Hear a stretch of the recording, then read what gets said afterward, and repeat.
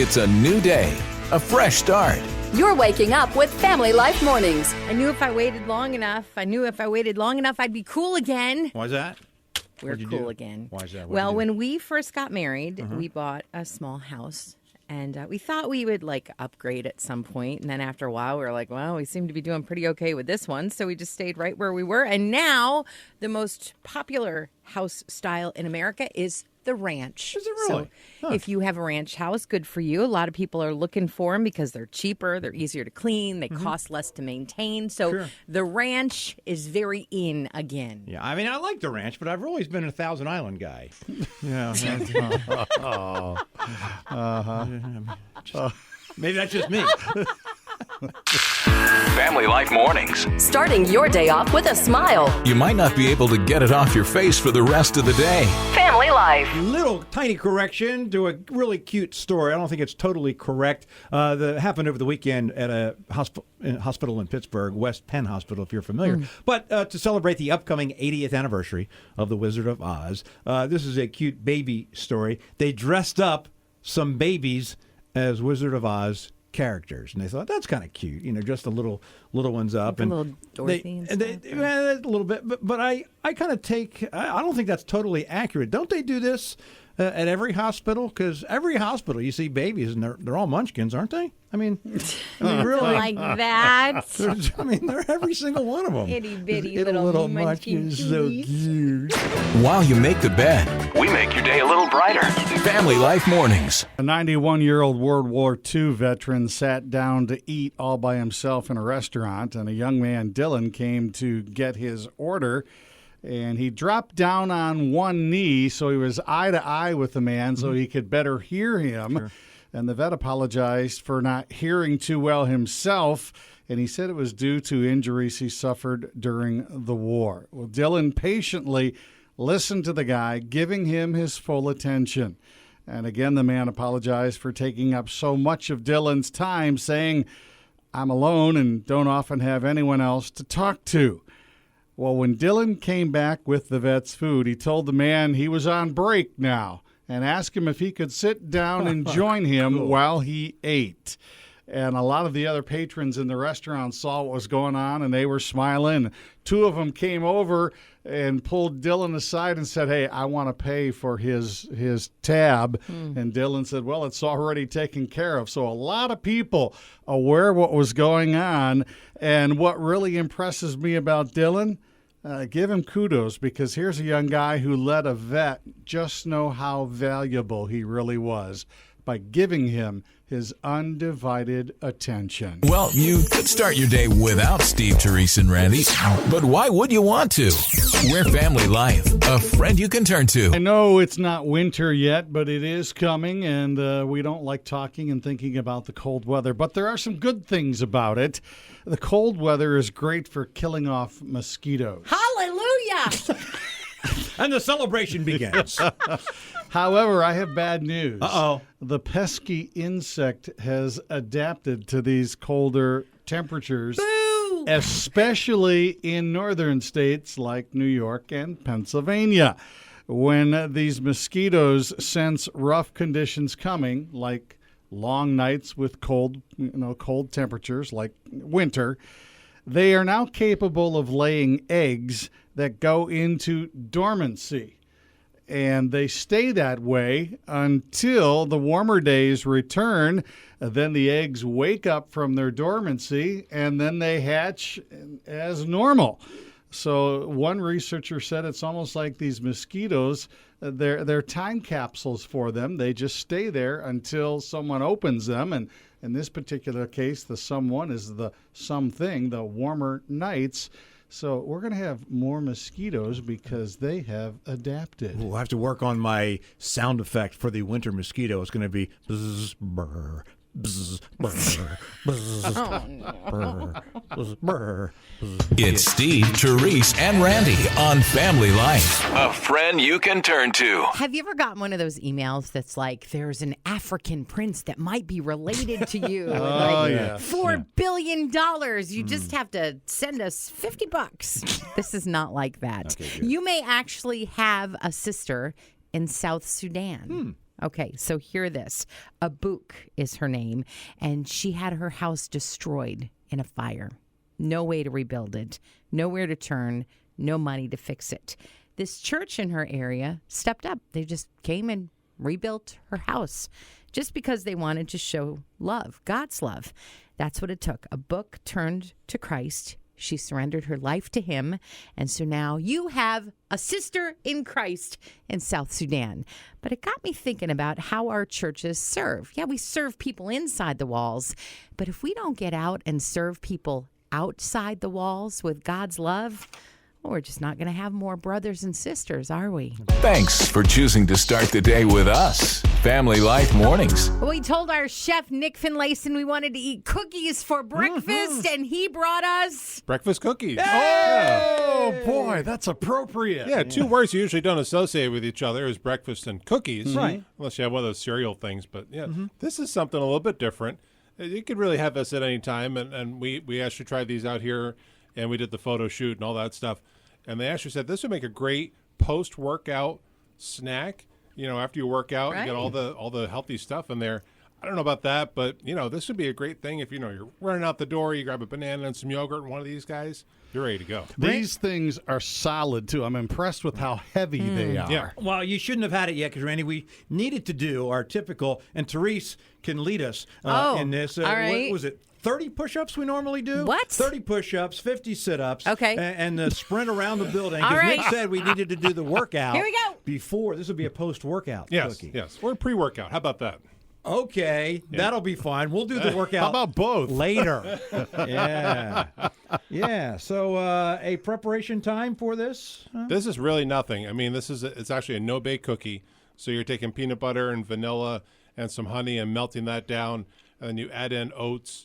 I added in some dark chocolate chips and some dried cherries and some chopped almonds, and you mix it all together, and you make little cookies out of them, and you put them in the fridge. And So I notice you're serving it to us chilled. Yes. Do you need to do it that way? they or need to can- be stored chilled, yes. Okay. Yep, because the peanut butter will get real sticky and the honey Gotcha. and Oh, stuff. So. here she comes back from her workout. Give me my Teresa just cookie. back now. All right, Teresa, we saved you a cookie. FLN.org/mornings. Hey, don't eat my cookie, Teresa. Always here first thing. And no funky morning breath. Family Life Mornings. Tens of thousands of letters and emails are written to the President of the United States every day.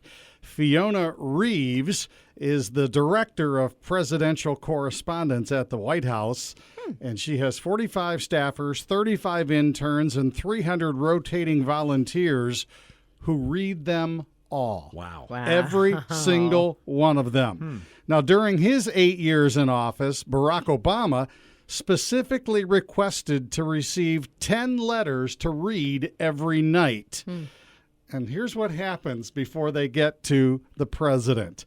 Before they get to the Secret Service open up and inspect the letter. After being screened, the paper letters are clipped to the envelopes they arrived in. Then it's up to the staff and the interns and volunteers to dig through those letters and emails and figure out which ones pass up the chain to Reeves, who personally reads 300 letters per day. She picks out the 10 letters to go to the president. They get passed on to the person who puts together the president's nightly briefing book. And then finally, the president gets to read them. I think it was good of President Obama to read 10 letters every single night. Sure. But it just got me to thinking how much more impressive it is with our God. He hears and responds to every single prayer offered up. He doesn't have a panel of angels filtering out some that, no, they all go to him. And he responds. You know we're friends because we're already on a first-name basis. It's Family Life Mornings with Steve, Terese, and Randy from Family Life, a friend you can turn to. Let's play a game called Phrases You Very Rarely Hear. Here's one. Hey, that 3-hour flight delay was a blast. I had so much fun. So fun. You don't hear that phrase very No, often. I don't think I've ever heard it, Steve. Well, you're going to hear it now because it happened recently. Nearly a 3-hour flight delay. And so what do you do? Well, this airline had an idea. All these people at the gate, normally on a 3-hour flight delay, grumbling, bored. Right. What do I do? Well, you remember that very pretty, very, very good-looking driver's license picture you have in your wallet? You love those pictures, right? And everybody has to have their ID at the airport. Exactly. Yeah. Let's have a contest called Worst Driver's License Picture. Would that make you laugh? That would make me laugh. That really would. It would be funny. And they did. They had a contest. Wow. And they had to pick a winner, I guess, if it's a winner. And they also had a paper airplane contest, which I would have lost that one. I'm terrible. You good at paper airplanes, Randy? I'm okay. Terese, could you do a paper airplane? I'm not very good. I could do kind of okay paper airplane. I would come in last. But anyway, the winners of those contests got actually travel vouchers, small little travel vouchers, and some merchandise from the airline. So that's taking a bad situation and making it good. Family Life Mornings, a place where everybody knows your name. Who are we kidding? It's so early we don't even know our names. This is Family Life. Help me break this down a little bit, guys. I'm not sure if I totally understand this number. Why 70%, 7 out of 10 dog owners said they'd rather spend time with their pets than other people. Let me dig into this a little bit. Let's look at this. Dogs, they beg for their food a lot, right? They'll say, That's annoying. That's annoying. People don't really do that very often. They try to lick you randomly. Oh, they do that, right? So irritating. And that's very annoying too. Bad. They tend to bring dirt into the home a lot. Yes, what a mess. Right? And they just keep running around something. Yeah. And they eat your socks. They do. And speaking of that dirt, they can't bathe themselves generally. Right. So there's all this the dogs. But then there's this other thing. Unconditional love. Oh, yeah. Man, they got us beat on that. Here, boy. They're here to infuse your morning with a positive outlook and a little caffeinated fun. It's Steve, Terese, and Randy on Family Life, a friend you can turn to. Carissa Williams understands that sometimes kids are running late as they are, especially the beginning of the school year, because it's a whole new schedule. And sometimes they rush out of the house without eating anything. So for the last 2 years, Williams has done something about it. Now, the local kids in her area, most of them hop on the bus right near where her church is. And she thought, what better way to get the church involved in the community than feeding the kids? So it's not really the church doing it, it's Carissa. She feeds around 20 kids every Wednesday morning, and she calls it's breakfast at the bus stop. So all the kids now, they actually rush out of house without eating in the morning because they know they're going to get a good breakfast before they get on the bus. Can you give me that address? They're here to wake you up, pick you up, and lift you up. Steve, Terese, and Randy on Family Life, a friend you can turn to. This is the perfect time of year. Look. All of us pencils are fresh and lined up, the rulers are all out, the notebooks are wearing their best sparkles, and we're all ready to go. You know, you are like me, a pencil in many ways. For one, the most important part of you is what's on the inside. And when you go through hard times, stay strong. You're being sharpened to become your best. That's when you'll be able to do so many amazing things. But to really make a difference, you must be held in the Creator's hand. So remember, everywhere you go, you're making your mark. Oh, and you see this number? This 2 reminds me that I'm second, because God is always first. When you go back to school, remember me. A message from Family Life. I'm calling it boxing, baseball, and the Bears. A couple in their 70s were watching television, and they heard some noises coming from their kitchen. So they went out to investigate, and they came face to face with a mama bear and her cub. Well, you know what happens when a mama bear is with her cub and somebody gets close. No. The bear attacked the man, and he started punching the bear in its face. Meantime, his wife grabbed a baseball bat and started swinging away, hitting the bear. So the mama bear and the baby bear both fled through the screen door. Happy to say everybody was okay. There were some scratches on the man's arm and face. The woman was not hurt. You know, I tried to come up with a joke to tell at the end of this story. Yes. But I couldn't come up with a punchline. Oh. It's unbearable. Keep thinking. They don't need a request to be your friend. They already are. Steve, Terese, and Randy on Family Life, a friend you can turn to.